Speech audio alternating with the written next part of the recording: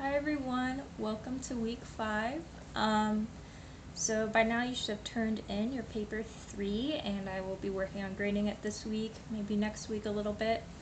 So there are 5 papers in this course and now you're more than halfway done with papers, so we're getting there.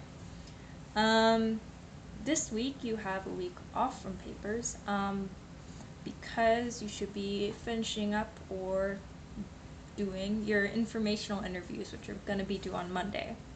So I know it can be a little challenging to get in touch with someone and actually set up a meeting, but from students who've done it in the past, they've found it to be a really beneficial thing to do, and they really learned a lot. Because you can only learn so much from like reading on websites or just thinking about it in your head, but being able to actually talk to a person and get their perspective about their own career, while it's just a perspective of one person, it's a lot of rich information that you can get from that one person. So good luck with those. Please let me know if you're having trouble finding anybody. But then for this week, the focus is diversity in the workplace. So for this week, I definitely challenge you to think about perspectives you haven't thought about before, or ideas that you haven't thought about before. So I know for some topics, we may have thought about them a lot in your life, and others you may not.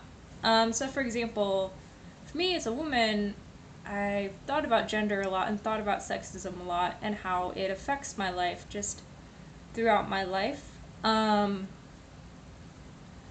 But I didn't really think about my race or my citizenship status too much, because these weren't problems for me. Like while I felt sympathy for people who had experienced racism, I felt like this is a thing that happened to other people and I was not involved in it at all. When actually later when I was thinking about it more, I realized that I had benefited from racism in other ways, like people give me a benefit of the doubt or people think I'm competent. So people make certain assumptions of me. And so even though I'm not the target of racism, I benefit from it. And so it's kind of an uncomfortable thought because I don't really want to be a part of that, but it's definitely worth thinking about.